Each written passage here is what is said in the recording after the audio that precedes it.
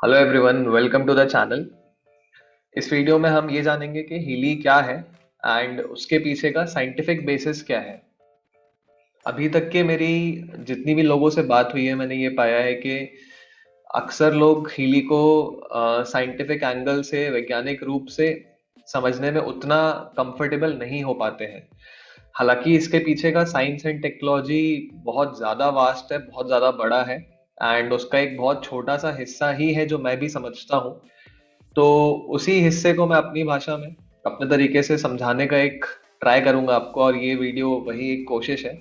तो उसके लिए मैंने एक प्रेजेंटेशन बनाई हुई है एंड उस पे हम चलते हैं एंड होपफुली आपको इसका साइंस इस वीडियो के बाद बेटर समझ में आएगा। तो लेट्स मूव टू दैट। तो हीली बेसिकली एक वेरेबल होलिस्टिक वेलनेस डिवाइस है जिसको आप एज अ जैसे आप मोबाइल फोन कैरी करते हो उस तरीके से आप कैरी करके वेयर कर सकते हैं, जो बेसिकली हमारे सेल्स का कम्युनिकेशन को रिस्टोर करने में हेल्प करता है एंड सेल्फ हीलिंग कैपेसिटी को एक्टिवेट करने में हेल्प करता है। इसके जो एप्लीकेशंस होते हैं they are very wide, from mental health to organ health to blood muscle bone, spiritual health, protection, immunity etcetera. क्यों ऐसा है कि इसके एप्लीकेशन इतने वाइड है, वो अपन आगे स्लाइड्स में डिकोड करने का ट्राई करेंगे। तो माइंड एंड बॉडी का बैलेंस, दिस इज समथिंग जो वेरी इंपॉर्टेंट है। ये क्रिएट करने में हीली का बहुत ही इंपॉर्टेंट रोल होता है। तो आगे जाने के पहले मैं आपको दो विजनरी कोट्स के बारे में बताना चाहूंगा। पहला कोट है जो निकोला टेस्ला ने बोला हुआ है कि if you want to find the secrets of the universe, think in terms of energy, frequency and vibrations. Energy, frequency and vibration, ये जो चीजें हैं ये सबसे फंडामेंटल, सबसे बेसिक चीजें हैं जिससे दुनिया की हर चीज बनी हुई है एंड दुनिया का हर ऑर्डर मेंटेन्ड है। जैसे कि हमारे जो बॉडी है इसमें अगर हम एकदम फंडामेंटल लेवल में जाए तो हम सेल्स के बने हुए हैं। सेल्स में भी आप अगर फंडामेंटली जाएंगे तो मॉलिक्यूल्स से बने होते हैं सेल्स, मॉलिक्यूल्स से भी और जाएंगे तो आप एटम से बने होते हैं, एटम से और अंदर जाएंगे तो आपके सब एटॉमिक पार्टिकल, इलेक्ट्रॉन, प्रोटॉन से बना होता है। तो उसके भी अंदर जाएंगे तो बेसिकली वहां पे आपको एनर्जी का प्रेजेंस मिलेगा। तो एनर्जी से बना हुआ है पूरा ब्रह्मांड। तो निकोला टेस्ला ने ये बात 100 साल पहले ही प्रिडिक्ट कर दी थी कि आपको अगर यूनिवर्स का कुछ भी डिकोड करना है तो आपको एनर्जी, फ्रीक्वेंसी, वाइब्रेशन के टर्म्स में सोचना पड़ेगा। तो हेल्थ भी एक यूनिवर्स का बहुत इंपॉर्टेंट पार्ट है, ह्यूमन लाइफस्टाइल का बहुत इंपॉर्टेंट पार्ट है, जिसको हम डिकोड करना चाह रहे हैं, जिसके लिए billions of dollars and thousands of crores invest होते हैं। बट सैडली जो ऑल्टरनेटिव थेरेपी मेथड्स हैं उनमें अभी इतना फंड फ्लो नहीं होता है। तो वो फ्यूचर है जो चीज आइंस्टीन ने डिकोड की थी कि future medicine will be the medicine of frequencies. Frequency आगे जाके दवाई के रूप में काम करेगी। This was said by Albert Einstein. Now these two personalities have been ahead of their time. मतलब इन्होंने अपने समय से बहुत आगे की चीज देखी है, और ये इस बात से प्रूवन है क्योंकि इनके जो थ्योरम्स या इनके जो कंक्लूजन्स थे, साइंटिफिक कंक्लूजन्स थे, जिनका प्रूफ उस वक्त एग्जिस्ट नहीं करता था, वो आज सारे के सारे सत्य, ट्रू प्रूफ होते जा रहे हैं। ठीक, तो ये दो विजनरी कोट्स मैं आपको पहले दिखाना चाहता था ताकि आपको एक विजन क्लियर हो। अब आते हैं कि फंडामेंटली चीजें कैसे होती हैं। तो हमारी जो बॉडी है वो टिश्यू एंड ऑर्गन्स से बनी होती है। ऑर्गन्स जो होते हैं वो सेल्स से बने होते हैं। सेल जो होती है वो मॉलिक्यूल्स से बने होते हैं। मॉलिक्यूल्स जो होते हैं वो एटम्स से बने होते हैं।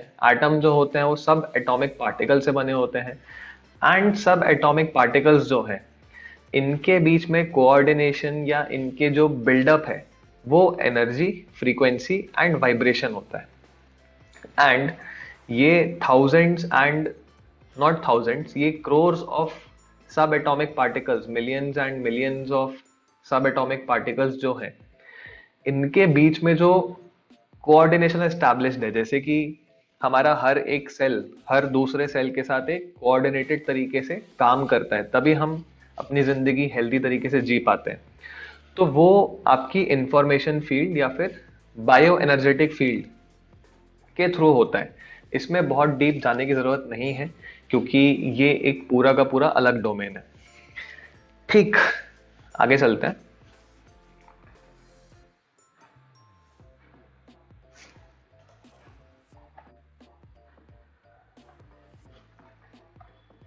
नेक्स्ट है health. Strong cells basis for health. Common sense से आपको ये बात समझ में आती होगी कि अगर हमारे बॉडी के सेल्स हेल्दी हैं तो we are a healthier person than before. तो यही बात यहाँ पे लिखी हुई है। एंड सेल की जो हेल्थ है, अगर आपकी बॉडी की सेल की हेल्थ को नापने के लिए कोई पैरामीटर है, जैसे आपका वजन नापने के लिए कुछ होता है, किलोग्राम में नापते हो आप, यूनिट होते हैं, इंस्ट्रूमेंट्स होते हैं, तो उसी तरीके से अगर आपको सेल की हेल्थ को मेजर करना है तो उसका एक पैरामीटर होता है कि आप इलेक्ट्रिकल सेल का मेम्ब्रेन वोल्टेज देख सकते हैं। तो मेम्ब्रेन वोल्टेज मॉडल रिसर्च्ड है, वेल रिसर्च्ड है। नोबेल प्राइज कमिटी की जो चेयरमैन है उन्होंने ये मॉडल दिया था, एंड उनका ये मानना है, उनका साइंटिफिकली ये एस्टैब्लिशमेंट और ये मानना है कि हमारी बॉडी में जितने भी हेल्दी सेल्स होते हैं वो -70 MV का पोटेंशियल डिफरेंस मेंटेन करते हैं। मतलब सेल के अंदर का और सेल के बाहर का जो पोटेंशियल डिफरेंस होता है दैट इज -70 MV। अगर ये -70 MV का पोटेंशियल फॉर एनी रीजन, किसी भी वजह से गिरना चालू हो जाता है और ये -50 चला जाए, -40 चला जाए, तो ये बेसिकली डिसीज्ड स्टेज होती है। ये वो स्टेज होती है जहां पे डिसीज डेवलपमेंट के प्रोबेबिलिटी बढ़ती है, चांसेस बढ़ते हैं। जैसे जैसे ये पोटेंशियल डिफरेंस कम होते जाएगा वैसे वैसे आपके सिम्टम्स वेरी करते हैं। तो अगर आपका पोटेंशियल डिफरेंस -40 के पास में है तो इट्स प्रोबेबल के you will feel pain, inflammation. अगर और कम है तो ट्यूमर डेवलपमेंट के chances and so on. Ultimately 0 MV मतलब सेल की डेथ हो चुकी है। ऐसा नहीं है कि हमारी बॉडी में सारे ही सेल्स हमेशा हेल्दी रहते हैं। हर वक्त हमारी बॉडी में सेल्स की डेथ हो रही है, हर वक्त हमारी बॉडी में सेल्स का बर्थ हो रहा है, जन्म हो रहा है, मृत्यु हो रही है। बट होता क्या है कि अगर सेल ज्यादा समय तक इस पोटेंशियल डिफरेंस में रहता है, इस जोन में रहता है, तो वो एक अच्छी चीज नहीं मानी जाती है हमारी हेल्थ पॉइंट ऑफ व्यू से। एंड उसका रीजन ये है कि हमारी बॉडी में जो हजारों सेल्स हैं, मिलियंस ऑफ सेल्स हैं, नॉट हजारों, अगेन सॉरी, करोड़ों सेल्स हैं, उनके बीच में एक कम्युनिकेशन होता है। उनके बीच में एक कम्युनिकेशन होता है जिससे उन्हें मालूम होता है कि इस सेल में ये चल रहा है, इस सेल में ये चल रहा है, जो भी एक्टिविटी है, no matter how small that activity is, but communication between the cells is very important. ये कम्युनिकेटेड रहे। अगर ये सेल डिसीज्ड होती है तो इनका जो कम्युनिकेशन है ये वीक होने लगता है, एंड कम्युनिकेशन वीक होने की वजह से ये सेल कुछ नेक्स्ट लेवल के डिसीज में ट्रांसफॉर्म होने लगती है। हाँ, अगर ये कम्युनिकेशन स्ट्रांगली एस्टैब्लिश्ड रहेगा तो इस सेल को डिस्ट्रॉय किया जा सकता है, रिस्टोर किया जा सकता है, whatever the body wants to do. उतना इंटेलिजेंस हमारे पास ऑलरेडी फील्ड्स के थ्रू होता है, हम ये सब चीजें डिसाइड नहीं करते हैं, ये हमारी बॉडी में इनवॉलेंटरीली अपने आप हो रही होती है। तो अगर ये सेल का कम्युनिकेशन स्टोर्ड है then it is good that it is good for our recovery, it is good for our health, and हमारी बॉडी में ये पेन, इन्फ्लेमेशन, इस टाइप के प्रॉब्लम्स जनरेट नहीं होंगे। ठीक, तो this is where Healy kicks in, and this is where micro current therapy kicks in. Micro current therapy ऐसा नहीं है कि बहुत ही न्यू चीज है। जैसे कि इंडिया में आयुर्वेद का बहुत सिग्निफिकेंस है, हजारों सालों से हम उसको प्रैक्टिस करते आ रहे हैं एंड आज भी उसके रिजल्ट्स देखने मिलते हैं। उसी तरीके से तिब्बत में साउंड थेरेपी चलती है। दुनिया के अलग अलग हिस्सों में अलग अलग तरह की ऑल्टरनेटिव थेरेपीज चलती हैं, उन्हीं में से एक है micro current therapy. Micro current therapy का काम यही होता है कि आपकी जो सेल्स हैं उनके बीच में कम्युनिकेशन को रीस्टोर कर सके, उनके बीच में कम्युनिकेशन को वापस से एस्टैब्लिश किया जाए, ताकि हमारी बॉडी से वो हिस्सा अलग ना हो, हमारे बॉडी के कंट्रोल, हमारे बॉडी के कोऑर्डिनेशन से वो हिस्सा अलग ना हो। अगर वो अगर वो सेल जो कि डिसीज्ड है हमारे बॉडी के कंट्रोल एंड कोऑर्डिनेशन में है, तो डेफिनेटली हम उसका कुछ ना कुछ कर पाएंगे एट द सेलुलर लेवल। ठीक है, तो इलेक्ट्रोमैग्नेटिक कम्युनिकेशन सेल्स का एस्टैब्लिश करता है ताकि रिलीफ मिल सके, क्योंकि वो सेल के अंदर लाइसोसोम नाम का एक ऑर्गेनेल होता है जो उसको डिस्ट्रॉय कर सकता है। उस सेल में अगर कुछ इश्यू है तो एनर्जी सप्लाई के थ्रू उस चीज को केटर किया जा सकता है, वट एवर द रीजन में भी। उतना डिटेल्स में मैंने रिसर्च नहीं किया हुआ है, but I know this much के communication is important among the cells for the coordination. ठीक, तो ये माइक्रो करंट का काम होता है, एक कम्युनिकेशन को एस्टैब्लिश करना, और दूसरा होता है कि एटीपी का ज्यादा मात्रा में प्रोड्यूस करवा पाना।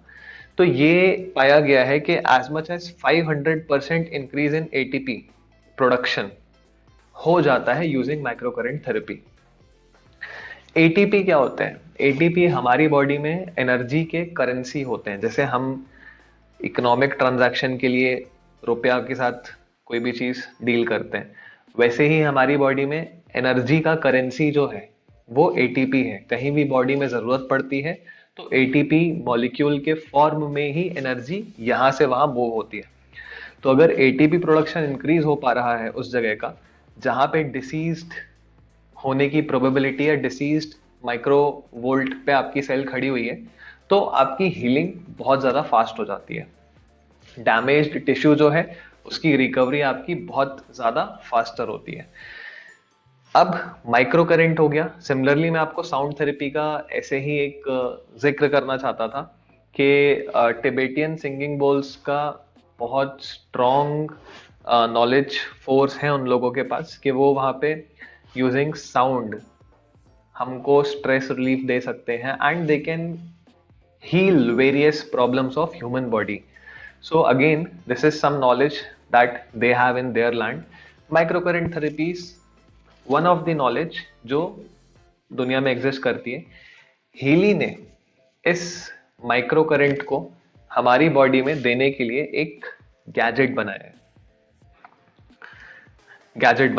ये गैजेट मेरे हाथ के पाम से भी छोटे साइज का होता है एंड बहुत ही हल्का होता है, बहुत ही इजीली वेरेबल होता है। ये हमारी बॉडी के साथ इंटरैक्ट करता है एंड एनालाइज करता है कि कौन सी फ्रीक्वेंसीज की जरूरत हमारे बॉडी को है, एंड उस एनालिसिस के बाद उन फ्रीक्वेंसीज को रियल टाइम में डिलीवर करता है। तो आपकी बॉडी में जो भी डेफिसिट था, जो भी चीज की कमी थी, उस कमी को दूर कर देता है at the energy level, at the quantum level, using micro current frequencies. Right, अब मार्केट में ऐसा नहीं है कि माइक्रो करंट डिवाइसेस नहीं है। काफी माइक्रो करंट डिवाइसेस हैं जो कि इसके कॉपी में या फिर देखा देखी में आते हैं। ऑब्वियसली हर तरह का मार्केट डेवलप होता है, but the difference between any other micro current device and Healy is that कि ये आपका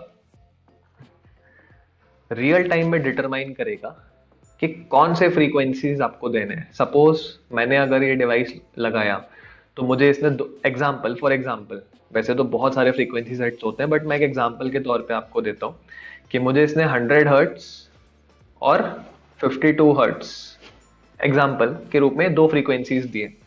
सेम प्रोग्राम पेज अगर मैं आपको लगाऊंगा तो आपको ये डिफरेंट सेट ऑफ फ्रीक्वेंसीज देने के चांसेस है। क्यों? क्योंकि आपकी बॉडी की रिक्वायरमेंट डिफरेंट हो सकता है। वहीं अगर आप किसी एक्स्ट्रा या दूसरे माइक्रो करंट डिवाइस में जाएंगे तो उनका फिक्स होता है कि आपको वो एक 100 हर्ट्स, 200 हर्ट्स, 300 हर्ट्स, इस तरीके से फिक्स्ड सेट ऑफ फ्रीक्वेंसीज मिलते हैं। वो ये एनालाइज नहीं करते हैं कि हमारी बॉडी को जरूरत क्या है, एंड जब तक हमारी बॉडी को जरूरत क्या है ये एनालिसिस नहीं होगा, वो फ्रीक्वेंसीज हो सकता है हमारे लिए यूजलेस हो या फिर उतने बेनिफिशियल ना रहे। Now coming to a very important point कि कोई भी डिवाइस या कोई भी हेल्थ रिलेटेड चीज जो हम अपनी बॉडी में अप्लाई करते हैं, is that safe to use? तो वो सेफ्टी का पैरामीटर दुनिया का होता है सर्टिफिकेशंस, कि डिवाइस के पास सर्टिफिकेशंस कहाँ कहाँ से अप्रूवल्स है, कहाँ कहाँ से क्लियरेंसेस है, कहाँ कहाँ से सर्टिफाइड है। तो मैंने जब डिवाइस लिया था, सबसे पहली चीज मैंने यही देखी थी कि is it safe to use. तो the answer is yes, 100%, it is 100% safe to use. The reason being कि दुनिया में मेडिकल क्लास 2A डिवाइसेस के लिए जो क्लियरेंस का हाईएस्ट स्टेटस होता है दैट इज यूएस FDA। वहां से डिवाइस क्लियर्ड है, EN ISO 13485 सर्टिफाइड है, ऑस्ट्रेलियन गवर्नमेंट सर्टिफाइड है, यूरोपियन यूनियन में भी इसके पास क्लियरेंसेस हैं। So this is being used by lakhs of people around the world. पूरे दुनिया में लाखों लोग इसको यूज कर रहे हैं and there have been absolutely no side effects. लेकिन कुछ कॉन्ट्रा इंडिकेशंस होते हैं, कुछ कंडीशंस हैं जहां पे इसको नहीं यूज करना चाहिए। जैसे कि अगर आप ब्लड थिनर ले रहे हैं या फिर आपकी बॉडी में कोई मेटल प्लेट है, तो ये डिवाइस आपको यूज माइक्रो करंट के फॉर्म में नहीं करना चाहिए। आप स्टिल यूज कर सकते हैं, बट कैसे वो आप एक बार कांटेक्ट कर लीजिएगा if you have any such condition and you want to use this device. तो होपफुली मेरा ये प्रेजेंटेशन आपको एटलीस्ट इसके साइंटिफिक तौर पे इसको रूबरू करने में हेल्प किया होगा। एंड अगर आपको इसके बाद भी कुछ डाउट बचता है या कुछ क्वेरी रहती है, तो आप Q&A में, सॉरी, कमेंट सेक्शन में अपना क्वेरी डाल सकते हैं, या फिर आप मुझे मेरे नंबर पे कॉल कर सकते हैं। I would be really happy to help and to eliminate the scientific doubt if you have any. And अगर कुछ ऐसा हुआ जिसमें मुझे भी कुछ सीखने को मिलेगा, तो I would be really happy to get that knowledge. So thank you for watching the video. Have a very nice lifestyle.